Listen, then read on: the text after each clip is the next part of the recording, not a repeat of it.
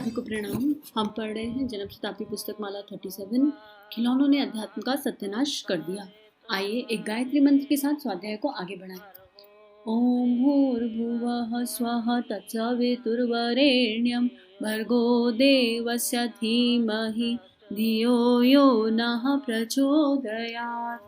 इतनी खूबसूरत बुक है, इतना सुंदर गुरुदेव समझा रहे हैं। और अगर किसी को ये समझ में आ गया ना तो उसको किसी और चीज़ को समझने की ज़रूरत नहीं है लाइफ में सक्सेस अचीव करने के लिए हर तरीके की। तो अब गुरुदेव पिछले स्वाध्याय में समझा रहे थे कि मलिनता हटेगी जब तभी तो भीतर की दिव्यता का प्रकटीकरण होगा। और उस मलिनता को हटाने के लिए पहला स्टेप हमें लेना पड़ेगा। बाहर से सारी साधना सारी हेल्प अवेलेबल है, सारी सहायता अवेलेबल है, लेकिन जो मनुष्य अपनी सहायता नहीं करना चाहता उसकी सहायता कोई नहीं करता।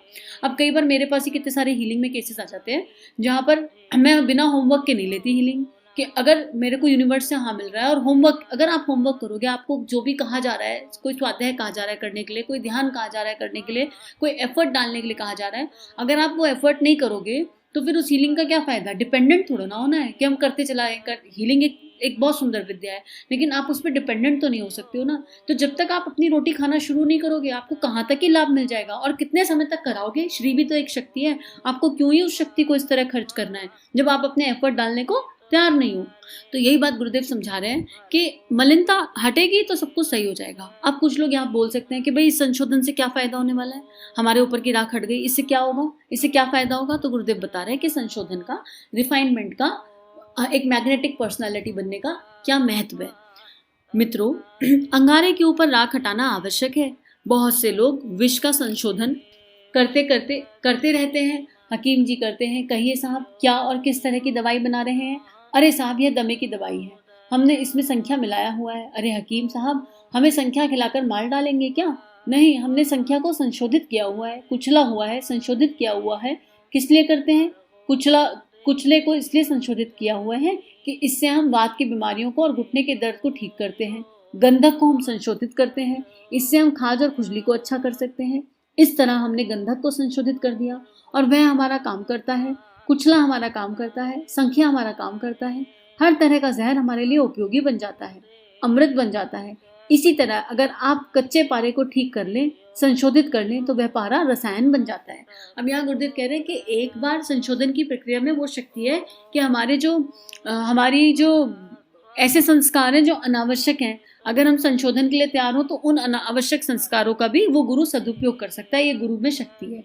जैसे मैंने पहले भी बताया, एक बार और एग्जाम्पल लिया था, सब हंसेंगे इस बात पर जैसे मुझे बोलने की आदत थी और बहुत ज़्यादा बोलने की आदत थी, तो गुरुदेव की ऐसी कृपा हुई कि उस बोलने की शक्ति का ही उन्होंने सदुपयोग कर लिया। बोलती तो अभी भी हूँ पर अब अपने गुरु की वाणी बोलती हूँ। बोलती अभी भी हूँ पर उनका स्वाध्याय करते हुए बोलती हूँ। बोलती अभी भी हूँ पर अब ऐसा बोलती हूँ जो सामने वाले के हृदय को गुरु के आशीर्वाद से, गुरु की इच्छा हो तो स्पर्श कर जाए। अकर्ता भाव से बोलने का प्रयास रहता है, हालांकि सब कुछ गुरु के चरणों में समर्पित है, लेकिन जब खुद को देखो, खुद का वो रिफाइनमेंट होता हुआ देखो तो समझ में आता है कि वो गुरु शक्ति क्या कर रही है।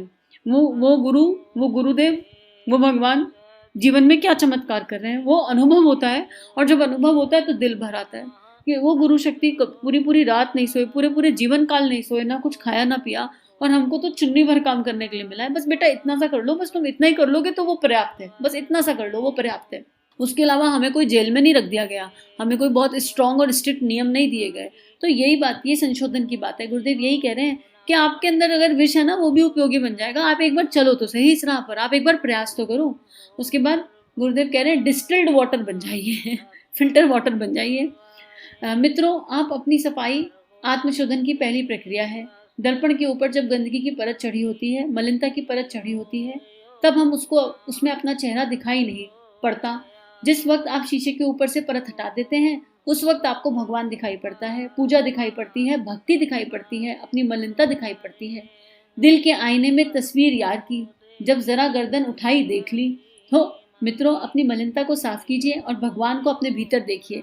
दिल के आईने में तस्वीर यार की, जब वो परमात्मा से प्यार हो जाए ना तो वो इस अंतःकरण में बस जाता है, और ऐसा बस जाता है कि उससे एक एक पल उसी के साथ बीतता है। फिर विरह और मिलन दोनों उसी के साथ होते हैं। फिर जब इष्ट अंदर आके बैठ जाए तो गुरुदेव कह रहे हैं कि अपना चश्मा उतार दो, हमने रंगीन चश्मे लगा रखे हैं, अब हम हरा चश्मा लगाएं और कहें दुनिया हरी, और काला लगाएं और कहें दुनिया काली, तो ऐसा नहीं है।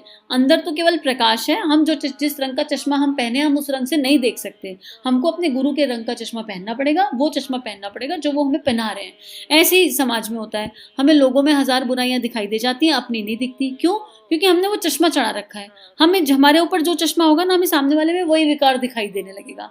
असल में वो विकार में, क्योंकि हर आत्मा मेरा ही प्रकाश है। जिस आत्मा पर मेरा प्रकाश पड़ गया, मुझे उस आत्मा में अपनत्व दिखने लगा, और ज्यादा अपनत्व दिखा तो बुराई दिखने लगी। एक्चुअली बात यह है कि जो मेरे हृदय में, मेरे अंदर मलिनता है, वही मुझे सामने वाले में दिखाई देगी। और छल कपट इतना है कि अपने आप को निष्पक्ष भाव से नहीं देख पाते। लेकिन जब हम आत्मशोधन की प्रक्रिया करके गुरु की आंखों से अपने हृदय को देखते हैं, उस परमात्मा की नजरों से निष्पक्ष भाव से खुद को देखते हैं, तो अपने अंदर चेंजेस करने के लिए इतना कुछ मिल जाता है। अपनी गंदगी, अपनी मलिनता साफ साफ नजर आने लगती है।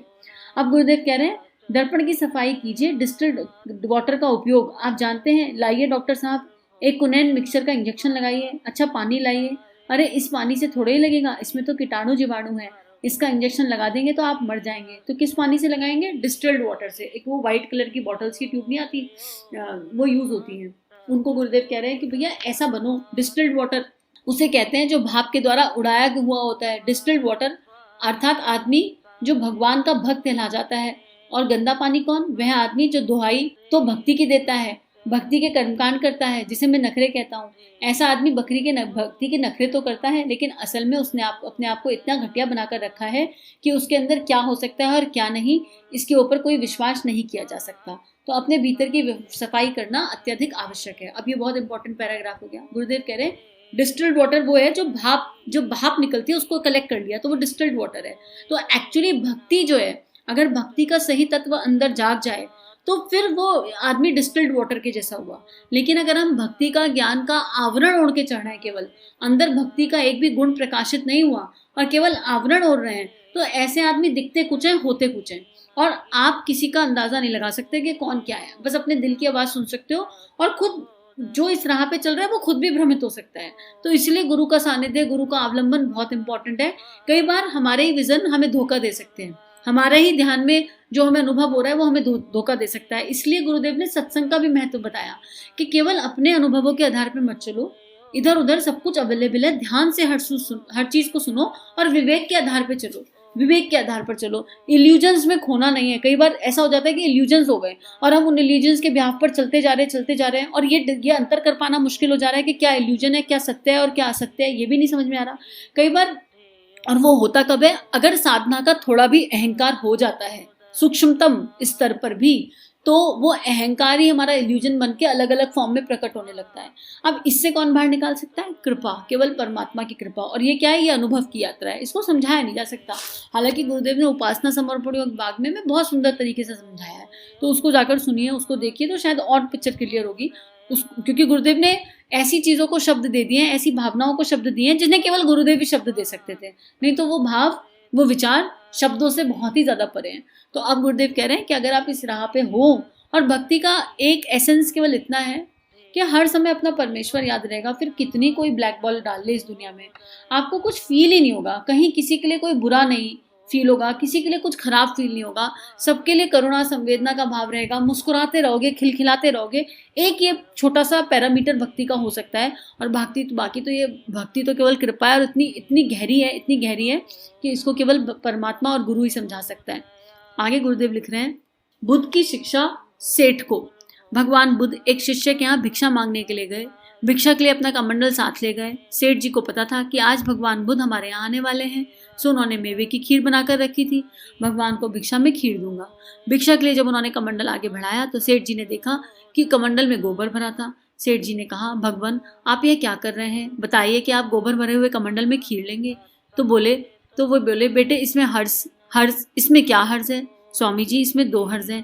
पहला ये कि इसमें गोबर भरा हुआ है, इसमें जो खीर डालेंगे वह जमीन पर गिरेगी, इस कमंडल में नहीं आएगी। दूसरा, अगर थोड़ी बहुत खीर आ भी गई तो गोबर में मिल जाएगी, और अगर आप इसे खाना शुरू भी कर दिया तो खीर और गोबर दोनों चीजों को मिलाकर खाने से उल्टी हो जाएगी और हमारा सारा प्रयत्न बेकार हो जाएगा। तो बेटे अब क्या करना चाहिए? गलती तो हो गई, लाइए कमंडल हमें दीजिए। सेठ जी कमंडल ले गए, उसे धोया, साफ किया। साफ करने के बाद उसमें खीर भरी और बुद्ध भगवान से प्रार्थना करी कि भविष्य में कहीं भी भिक्षा मांगने जाएं तो गोबर के कमंडल को धोकर लेकर जाएं, ताकि कोई आदमी आपको भिक्षा दे सके और उस भिक्षा का आप फायदा उठा सकें और देने वाले का नियम भी सार्थक हो, देने वाले की भावना भी सार्थक हो और आपने जो पाया आप उसका आप पूरा फायदा उठा सकें। अब भगवान बुद्ध क्या कर रहे थे? इनडायरेक्टली सेठ को सिखा रहे थे। ये तो इस कहानी को आगे पूरा पढ़ेंगे, लेकिन भगवान बुद्ध ने उसे क्या कहा? भगवान बुद्ध ने कहा, बेटा शिक्षा तो तूने अच्छी दी, आइंदा से अब मैं ऐसा ही करूंगा।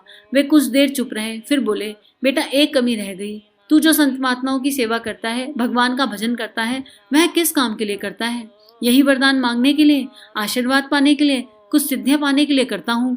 बेटे ये सिद्धियां, ये वरदान, ये आशीर्वाद तेरी खीर के बराबर हो सकती हैं? नहीं महाराज जी, खीर तो हमने 2 रुपए की बनाई, लेकिन सिद्धि तो बहुत दाम की हो सकती है, चमत्कार तो बहुत दाम का हो सकता है, भगवान का प्यार तो बहुत दाम का हो सकता है।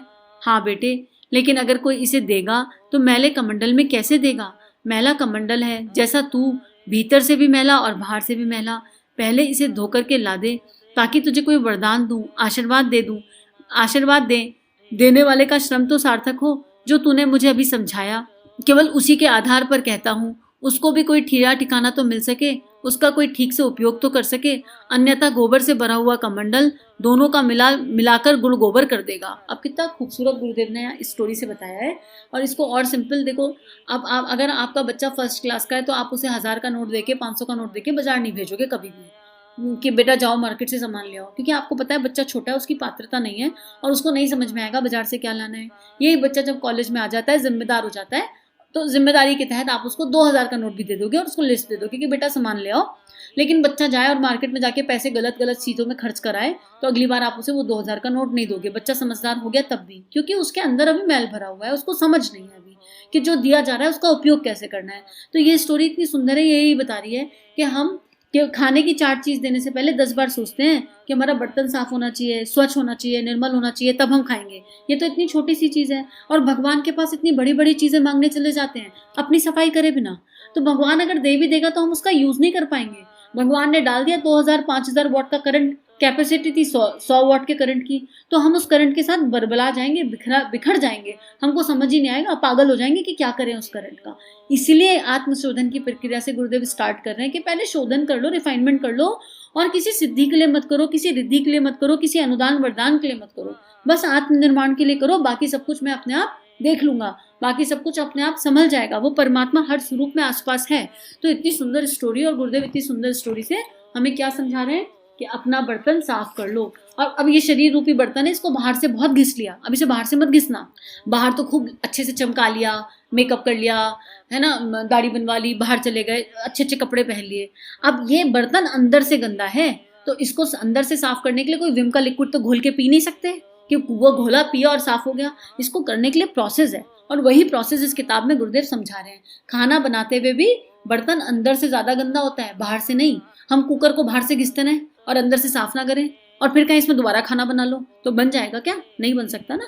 तो अब अंदर की सफाई की बात चल रही है, गहराई की बात चल रही है।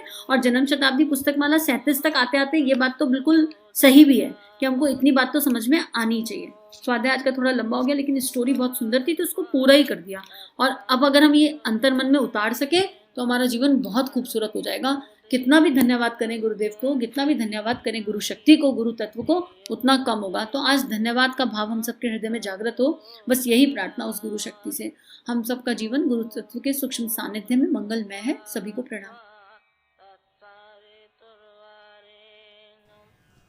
हमारे YouTube चैनल को सब्सक्राइब कीजिए और बेल आइकन पर क्लिक कीजिए ताकि आने वाली सभी वीडियो की नोटिफिकेशन आपको मिलती रहे। आप सभी को बहुत बहुत थैंक यू।